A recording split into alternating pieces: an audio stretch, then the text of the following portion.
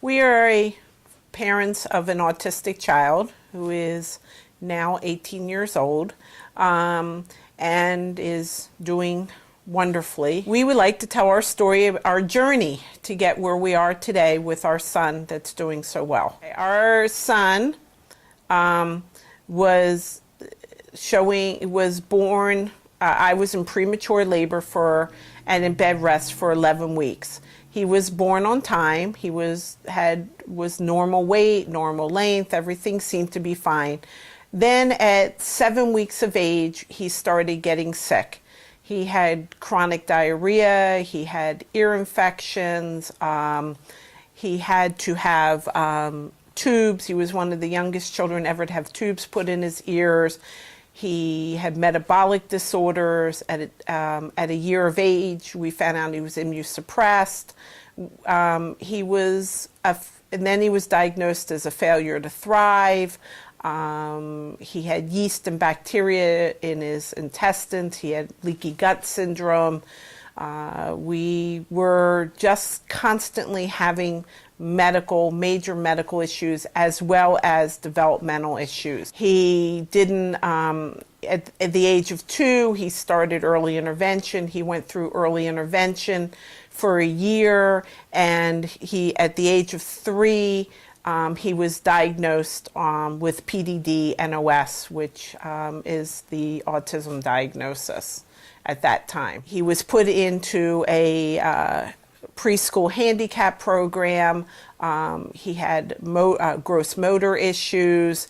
We had a little bit of everything. The main problems besides his development, he was not speaking at all. And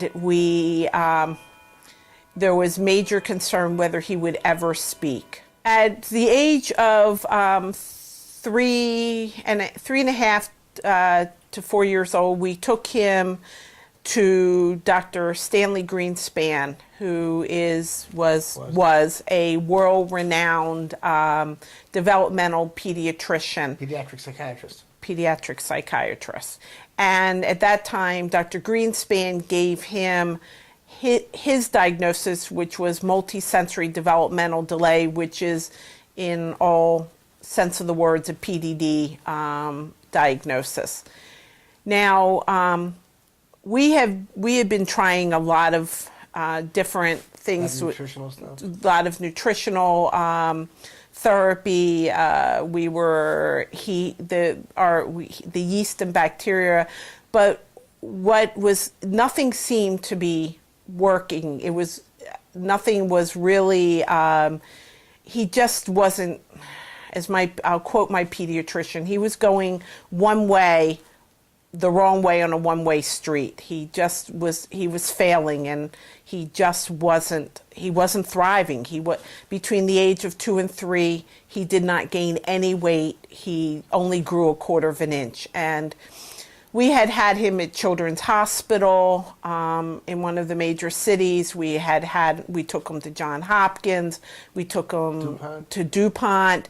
Every doctor said that there was something majorly wrong with his metabolic system, but nobody could figure out how to stop it. What brought us to Dr. Ellis was David was diagnosed as immunosuppressed, and they didn't know why. None of the doctors, the geneticists, nobody could figure out why he was immunosuppressed. And he was chronically sick. He had respiratory. He couldn't, between the age of 2 and 3, he couldn't lay flat in his crib. He slept in his infant car seat at night because he couldn't breathe. He sounded like he was in respiratory distress. And it was horrible. He had, his feces were so alkaline that he got a 2nd-degree burn on his butt just from defecating. So we And all the time that this was going on, we were also dealing with his development, which he wasn't. He wasn't developing. He wasn't. He was having trouble with his with pedaling and steering, and he was having problems, major sensory problems. Textures, all sorts of textures. He was having. He didn't speak at all. He didn't utter. When he was 3, he said one word, and that was it. And we weren't sure if he would ever speak. We were to the point where there was nothing that we could do except we had to do something about his immunosuppressed problem. So we were looking at that time, gamma globulin injections. And one of the researchers told us about that. Yes, there was researchers but we were so afraid to do that because that would meant that we would have had to get the plasma from like 500 people in order to get enough gamma globulin. We were advised that if you gave him that kind of treatment, that it wasn't the problems that they knew about that he would be suffering from. It's the stuff they didn't know about, what's going to come on in the future based on these types of shots. So we started researching more alternative, more energetic, more something that could help, get through. We knew there had to be something else out there. There had to be. We had been doing nutrition but it just wasn't doing what we needed. And we were fortunate enough to find out about Dr. Ellis and his energy program. And from the minute, for me, the minute I started reading about his program, I knew that's what we needed. I knew that was exactly David's problem. And we needed to get involved with Dr. Ellis, and we did. And we went from a child first that didn't talk. He was between 4 and 5 before he started to talk. He would sit basically like this. He had no eye contact. And then suddenly, he had no eye contact. He was in every sense of the word a failure to thrive. And we've done a lot of other modalities with it. But I always felt that our son's problem was that he was so sick that he wasn't available to learn. And I knew that once we got his medical issues and got the alternative and got him well, that he would be able to learn. And that's really was the problem. He couldn't learn. He was spending so much time just trying to stay alive that there was no way that he was going to learn anything.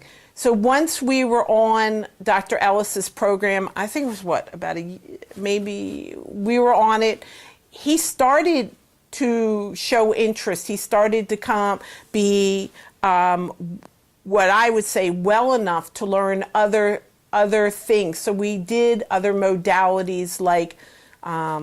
But it didn't happen overnight. No, there was time but we needed, once he was able to, we could move into like things like fast forward, the interactive metronome, and auditory integration. Auditory integration was of no value. That's my opinion.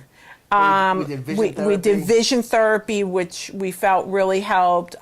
We've done reading programs, and he just continued to get better and better. We basically saw our child become a child, right, become and a person, come alive. While we were going through this process, we were seeing Dr. Greenspan in many times, and it was Dr. Greenspan's opinion, and Dr. Ellis actually came with us one time, that Dr. Ellis had made available to learn, and that a child that was so sick and that wouldn't, if they're not available to learn, no matter what teaching we did, it wouldn't work.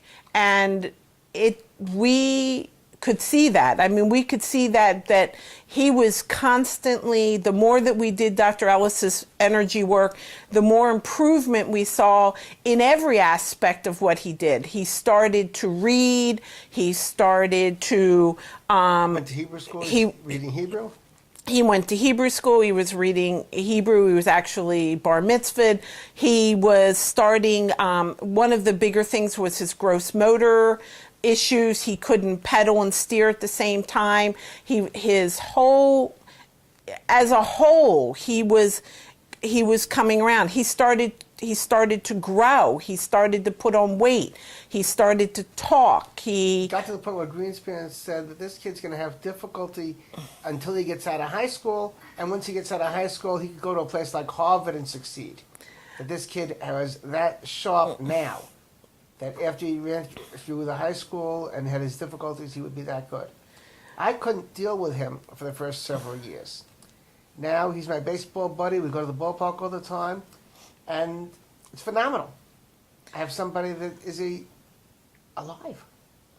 It's hard for us to believe or understand, well, not understand, but believe the path that we were through. We were with a child that at the age of 6, when I took him to my pediatrician, and who basically threw up his hands and he said, I don't know what to do. He says, you've tried everything, and he said, I don't know what to do. And when I took him, he kept saying to me at his well checkup when he was 6, he goes, he's grown so much, and he's talking, and he's doing so well. And finally, after he kept saying on and on all these things that he was doing, yeah. And he kept saying, just keep going with what you're doing, keep doing the energy work. You went there? Well, and he said to me, I said, okay, why are you saying all this? And he said, well, I didn't want to tell you, he said, but I wasn't sure he was going to make it. No, he didn't think he was going to make it. Didn't think he was going to make it. And, you know, I know from our experience totally that he would not be where he is today, being that he's without an aid in school. He's reading, writing. Most people don't know, except he has a bit of a speech delay. Put it very simply, Greg made him a human being. Without Greg's work, my son would have been, who knows? It has been a journey, and we know that completely that the energy work we've done, and it was what brought our son back to us, and also made him available to learn, to reach his fullest potential in life. He now drives. He is planning on going to college. He's not quite sure he knows what he wants to be yet. He's very gifted in math. He's taking high-level high school courses without an aid. Bowls like you wouldn't believe. He's on the senior bowling, he's the varsity bowling team. He travels with his youth group. He's planning on going to his senior prom. He is, by all intents and purposes, I never used the word cured as far as autism's concerned. I think, you know, autism, he's still, like all of us, has some issues. I'm not going to say he's 100%, but I can honestly say without Dr. Ellis's energy work, all the other learning processes that we went through, all the trainings and all the things that we did would not have been as successful